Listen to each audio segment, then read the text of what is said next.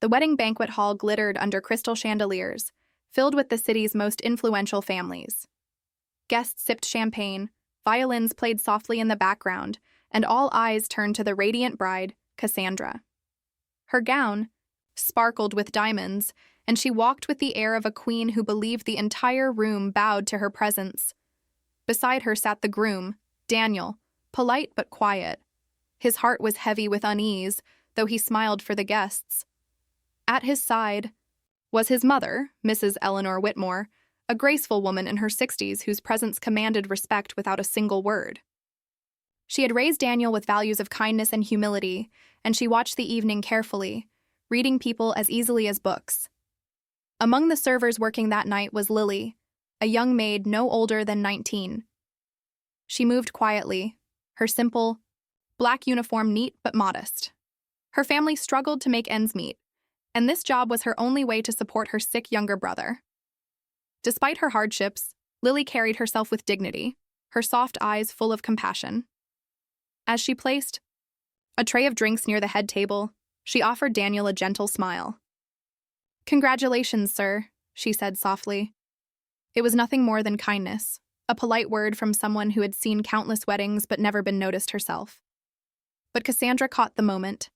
Her eyes narrowed and she slammed her hand against the table. "Don't talk to him!" she snapped, her voice sharp enough to slice through the music. Gasps spread across the room as the violinist faltered. Lily froze, her cheeks burning.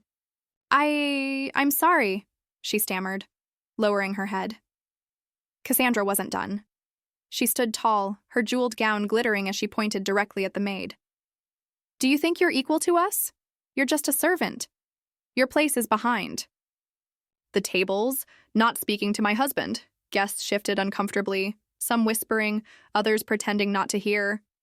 Lily's hands trembled as she clutched the tray, fighting back tears.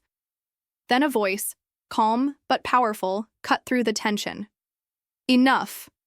It was Eleanor, Daniel's mother. She rose slowly from her chair, her elegant figure radiating quiet authority. All eyes turned to her as she fixed Cassandra with a cold, piercing stare. "How dare you humiliate a working girl for showing kindness?" Eleanor's voice was steady, each word deliberate. "Do you think wearing diamonds makes you better than those who serve you? Let me remind you, without people like her, this evening would not even exist." The hall fell silent. Cassandra's lips parted in shock. I was only—" "You were only showing arrogance," Eleanor interrupted. "And you revealed far more about yourself than about her. I raised my son to respect every person, no matter their title. If you cannot do the same, then perhaps you do not belong at his side." Gasps erupted around the hall. Cassandra's face flushed crimson, but Eleanor's words struck deeper than any jewel she wore. Daniel looked at his mother, then at Lily, who stood trembling with the tray still in her hands. Eleanor turned to the maid and offered a kind smile. "My dear, thank you for your words. They mean more than you know. Please, set the tray down and join us for a moment." Lily's eyes widened in disbelief. Me? Sit here?" "Yes," Eleanor said firmly.